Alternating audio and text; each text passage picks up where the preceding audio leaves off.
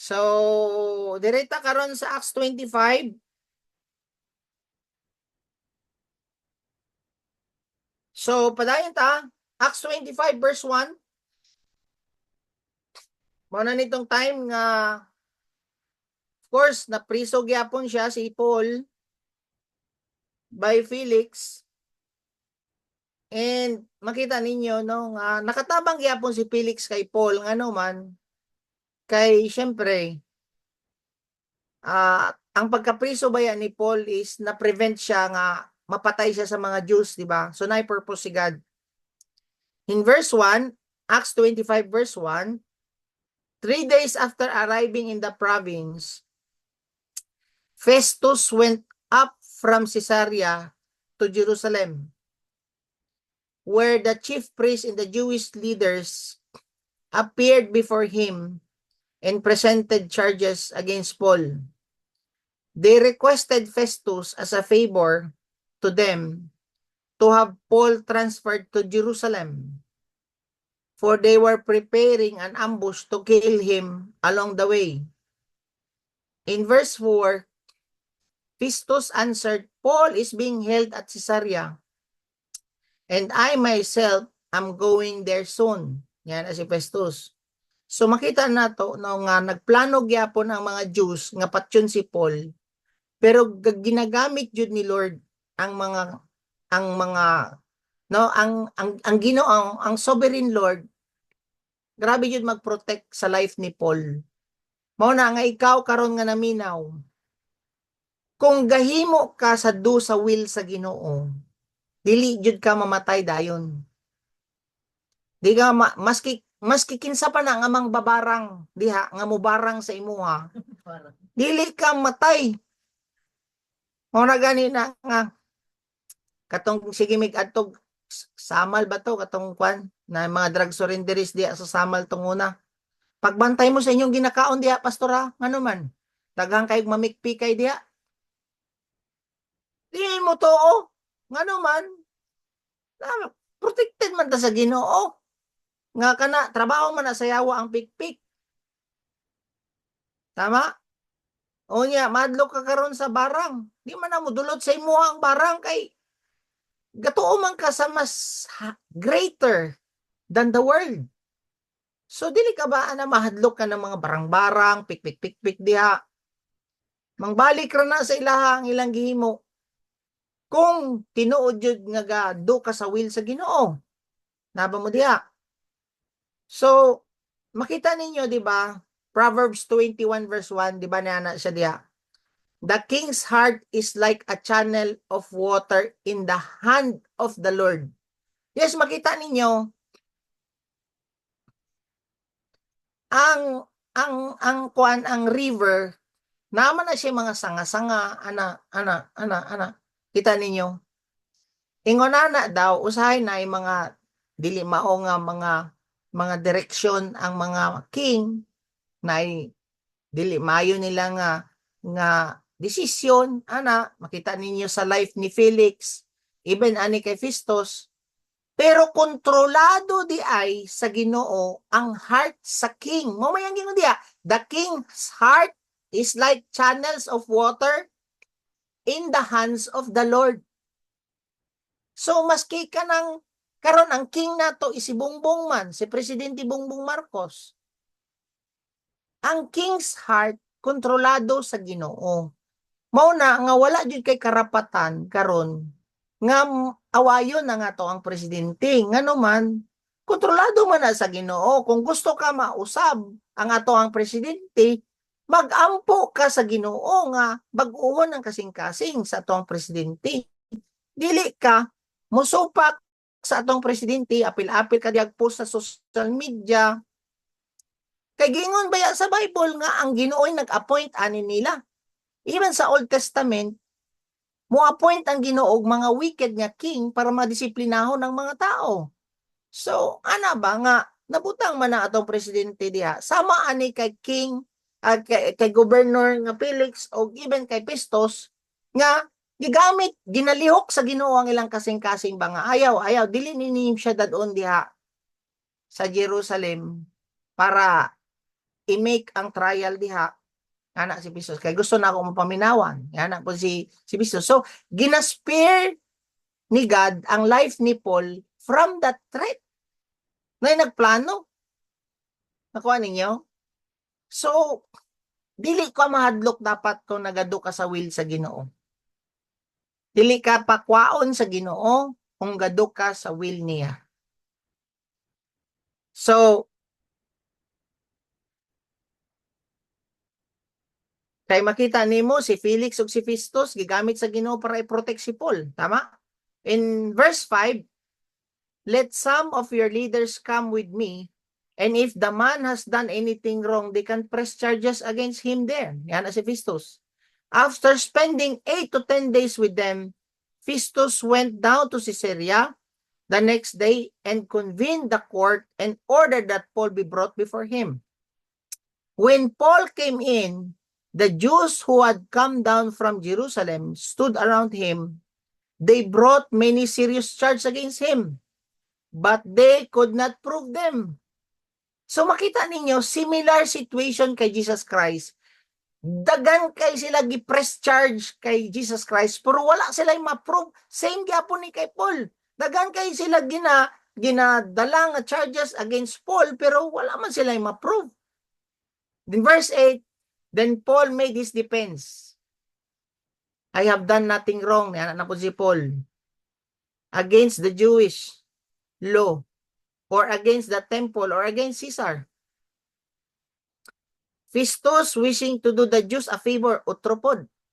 Si Felix gusto niya hatagan og pabor ang mga Jews, mga man pleaser, mga people pleaser.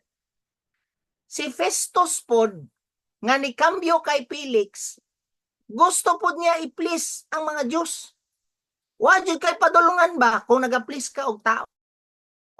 Bantayan ninyo ni. Kamo nga naminaw, ang i-please ninyo ang Ginoo dili ang tao. That's right. Mao gani ni si Festus ug si Felix. Maglisod gini sila saka sa langit ngano man ang imo amang i-please isang tao. Niya na di ba si Felix gisharean siya og pulong sa Ginoo tungod kay nanghatag siya og favor sa Dios. Wala jud, gahi kay siya kasing-kasing. Kining mga men pleaser, no, duha ra ni. Kung men pleaser ka, apil po diya ang kwarta. Gugay-gugma ka sa kwarta. Tanawa ning uban nato nga politiko. Karon parte na mga buutana na pod kay mangdaga naman pod hapit na pong eleksyon. Tuara daghan na pong mga pang-ayuda, daghan na pong panghatag. Maski wala gud gagunit og walis gud, karon mo gunit nagwalis kay mudaga naman pong politics na pod. So makita ninyo nga man pleaser, gina-please ang mga people, apil diha ang lovers of money. In verse 9, Festus wishing to do the Jews a favor said to Paul, are you willing to go up to Jerusalem and stand trial before me there on these charges? Kuya kay wisdom si Paul. Kabalo siya sa iyang right. Paul answered, I am now standing before Caesar's court, where I ought to be tried. I have not done any wrong to the Jews, as you for yourself know very well. Yan na si Paul.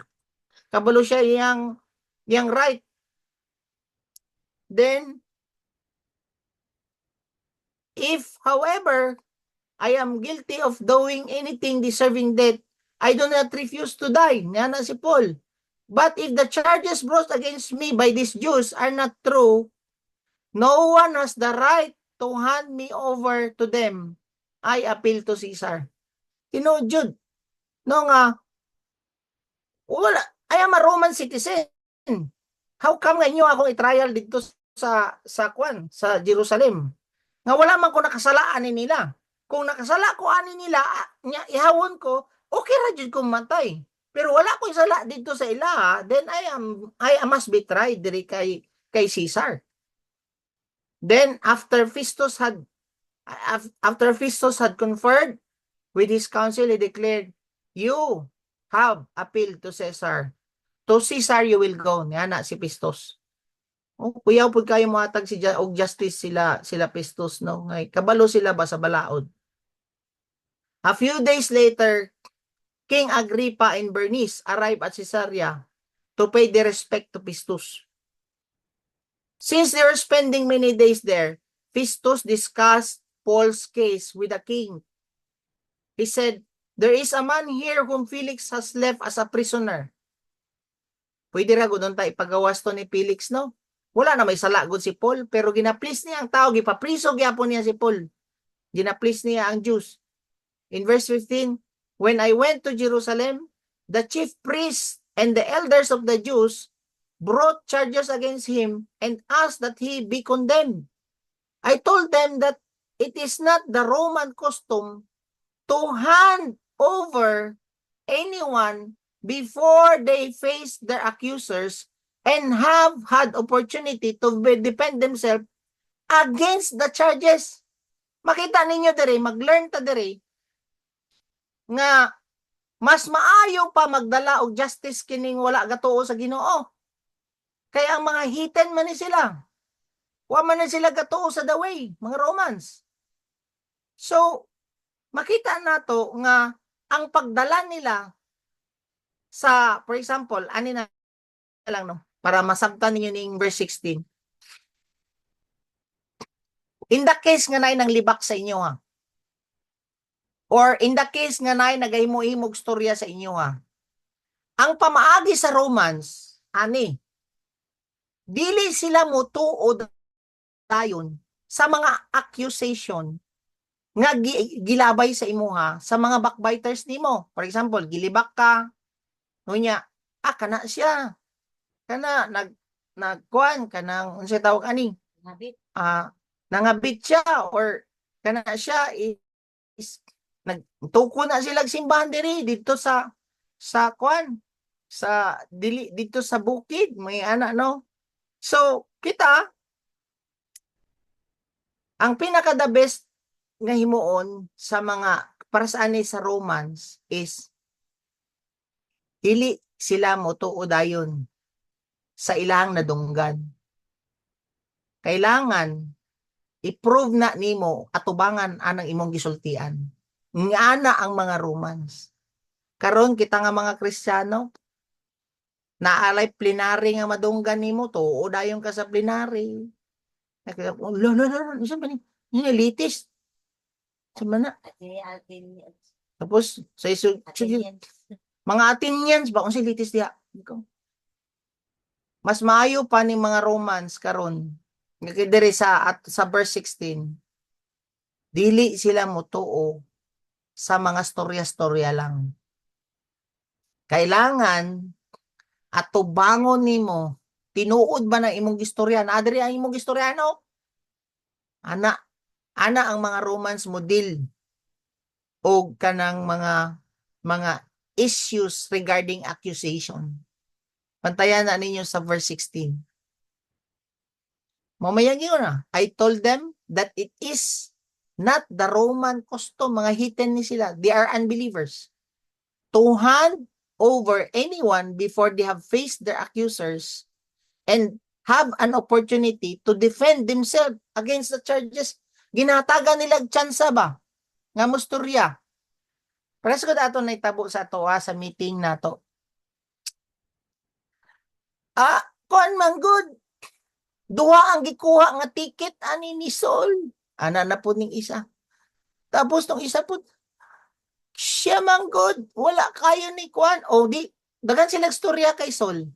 Pag human ka. Minaw ta sa bikas. Sol tindog. O tindog ka diya. Ingon na dapat. Dili pwede nga mubukal na imong dugo, nakadungog lang kag storya bahin kay Sol. Hatagan nimo siya og opportunity nga ingon ana ang mga Romans nga model sa mayon ani nga issue. Mao na kamo pag-abot sa mga istorya-storya, especially sa mga disciple, ayaw mo tuod dayon. Pangutan na ang pikas. Pangutan na po ng pikas. Patbangan na sila kung makastorya ba na siya ingon ana sa iyang atubangan. Mailhan nimo kinsay bakakon. Ano ana tama ba? Kay mas maayo jud nga ma-settle siya ang issue nga dili mo magtuo lang sa isa ka side. Dapat both sides para mabalanse. I mean, bahala na diha mangluod ang isa, bahala na mangluod ang isa, at least na klaro nato ba. Para kita tanan pud sa church, kabalota nga mao di ni nahitabo. Then mo come up tag solution bahin ana. Ana naman. Oh, like Sunday service. Na ay ni dool sa kuha, niya mo Sunday service na. Mao ni nahitabo na commotion. Kay kining isa mo ani, kining isa ani. Sa kong gimo, tawagi didto. Lingkod ng tulo. Oh. Pila na lang ka minuto before service. Ngano man, di ko mosugot nga mo share ko dito sa tubangan nga na ako'y kalagutan nga isa. Ana. Kailangan jud na nimo i-settle ang issues right. Amen. Mo ni lesson nato karon makuha sa Acts 25 verse 16.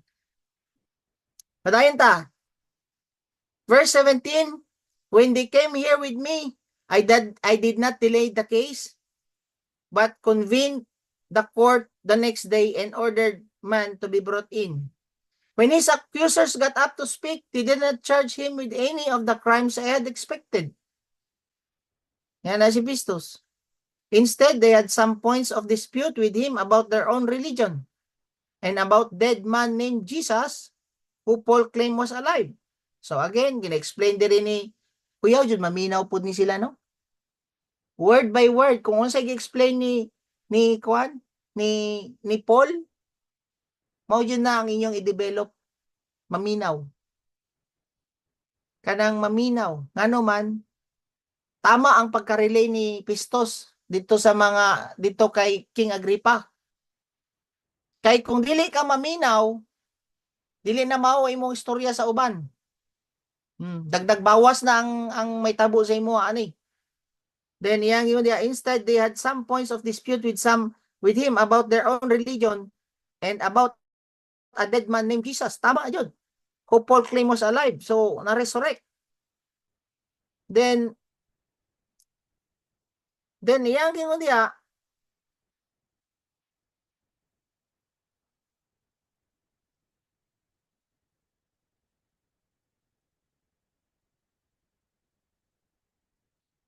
na ba ta? Instead, they had some points of dispute with him about their own religion and about a dead man named Jesus who Paul claimed was alive. So, makita ninyo nga, wala yung substance ang accuse nila Paul, sa mga Diyos kay Paul. No? But, of course, again, si Pistos, man pleaser man. So, gialaw na po gyapon niya imbestigahan. Hey, please, lagi niya gyapon ng mga Diyos. Kabalo na gud siya nga wala goy point ang ilang accusation kay Paul. Wala jud sila ma-prove kay Paul. Pero giabrihan na po niya balik para i-please ang mga Diyos. Pareha sila ni Pistos o ni Felix. They wanted to give the Jews a favor, mga man-pleaser. Basaon ninyo sa Galatians 1 verse 10. Mo ni ang inyo ang i-memorize permanente. Galatians 1 verse 10. If I seek to please men, I cannot be a servant of God. Galatians 1 verse 10. Mao na, dili ka mahimong servant sa Ginoo kung ga-please lang ka og tao. In verse 20, I was at loss. Niya na si Pistos. How to investigate such matters. So I asked if he would be willing to go to Jerusalem and stand trial on these charges. But when Paul made his appeal to be held over for the emperor's decision, I ordered him held until I could send him to Caesar. So gikuan sa nako. Held sa nako in a safe position or safe place before na ako siya ipadala kay Caesar. So makita nato diri karon kung giunsa pag-fulfill ni God ang gisulti niya kay Paul nga you will bear witness to Jerusalem and to Rome. Kuyaw kayo no? Mag-testify si Paul sa Jerusalem, may mo siyang witness, and at the same time sa Rome, mao na di ay nga pagi. Kay nagkuan man siya, nag-appeal man si Paul kay Caesar. Siyempre, dito po siya pastorya karon sa Rome. Next, then Agrippa said to Festus, I would like to hear this man myself. He replied, tomorrow you will hear him. In verse 23, the next day Agrippa and Bernice came with great pomp and entered the audience room with the high-ranking military officers and prominent men. Batayan niyo niya ang word sa verse 23. High-ranking officials, military officials, and prominent men of the city at the command of Festus. Paul was brought in. So, tanawon ninyo, gigamit pa si Festus para mag-gather ang mga high-ranking officials at the same time mga prominente nga tao sa ilang lugar para makapaminaw sa pulong sa Ginoo. Makita ninyo how amazing the Lord is. Nga gi-orchestrate niya ang situation, kini nga situation nga naa si King Agrippa, nga tanan nga mga dato sa ilang lugar, apil na pod ang mga high-ranking officials nga magtapok sila tanan para maminaw sa testimony ni Paul. Kuyaw kayo no? Grabe kayo ang Ginoo. Muna, kung gahimo lang ka sa will ni Lord, ang Ginoo ay mo orchestrate sa imong situation para makashare ka.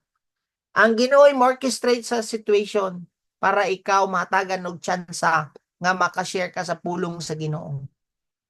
Dili nimo ipanggitgitan nimong sarili. Imagine nimo na priso na gani si Paul, pero nangita pa og way si God nga kining mga dato wala nagaustuaw si Paul na ani. One time, big time ning iyang gihimo. Tama? Imagine nimo tanan nga ma-picture out ninyo ba? Tanan nga mga chief of police, general, naglingkod tanan diha, colonel, major, tanan, no? O niya ang mga dato, mga ana, no? Murag nga ni ba ang picture ba? Gaisano, Abrile, kaning mga kuandiri, mga big time sa Davao, maunay naglingkod tanan sa imo, di nimo ni matawag simbahan. Pero ang Ginoo, nangita siya og paagi nga mapalingkod ni tanan og pastoryahon si Paul. In verse 24, Festus said, King Agrippa, and all who are present with us, you see this man? Gipresent niya si Paul. The whole Jewish community has petitioned me about him in Jerusalem and here in Caesarea, shouting that he ought not to live any longer. Gusto nyo nila patyon si Paul. I found he had done nothing deserving death. Wadi ko makita ani nga nag-deserve og kamatayon sa iya. But because he made an appeal to the emperor, I decided to send him to Rome. In verse 25. So asa na ito? 25. So kung tanaw ninyo, gi-admit ni Festus nga wala gyud gihimo nga dautan si Paul.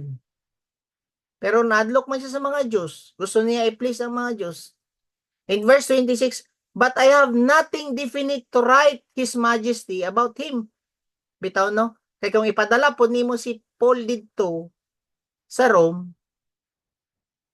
kay Caesar, niya wala man lang kay masulat sa imong isulat, ako lang ipadala diha, mosiran daw siya hi, hello.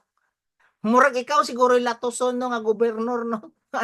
Naunsa ka, sayang-sayangon lang ko ni mong oras dinigdawat anong tawana, musira di ayog haylo sa kuha. So kailangan niya himuan og report si Paul. Niya na siya, I have nothing. Wala ko'y masulat ani niya. Therefore, I have brought him before all of you. Oh. And especially before you, King Agrippa, so that as a result of this investigation, na anak ko'y masulat. Sige. Akong i-present siya sa inyo ha. King Agrippa, kamo nga mga opisyal sa mga sundalo dinhi, kamo karon nga mga dato dinhi, mga prominent nga tao. Sige. Paminawon nato ni siya. And verse 27, for I think it is unreasonable to send a prisoner to Rome. Tama yun. Without specifying the charges against him. Dili yun reasonable nga ipadala ni Pistos si Paul sa Rome kay Caesar nga wala man lang siya written report sa iyang kaso. So again, kutob lang ta karon dere. Suspense ni ugma. Kay dito naman magyaw-yaw si Paul kung unsa ang iyang gi-share bahin sa mga famous at the same time kining mga high-ranking officials unsa na po ang iyang i-share. So again, dire makita nato no nga after all nga investigation gyapon nila, wala jud charges against him nga nag-deserve og death kay Paul. So wala makay makita si Pistos nga charges against kay Paul. Pero makita ninyo, tungod sa gusto i-please ni Pistos ang mga Jews, giri-open gyapon niya ning investigation. No, pwede ra unta ipagawas na niya ba. That's why wala joy luna ang mga people pleaser sa kingdom sa Ginoo. Let's pray. Heavenly Father, salamat Lord sa imong pulong. Thank you kay imo aming gi-remind nga dili mo please og people. Ikaw man nagsulti si Ginoo sa Galatians nga if we please people, we are not truly a servant of God. And Lord, tanggala kining among kasing-kasing nga mo please og tao Ginoo. But Lord, ibutang sa among kasing-kasing nga mo please sa imo ha. And Lord, we believe nga najud kay plan sa amo ha. Purpose and protection sa mga gado sa imong will. Salamat ana Lord kanang assurance nga dili jud mi mailabtan sa plano sa yawa kung kami gatuman sa imong will. Salamat in Jesus name. Amen.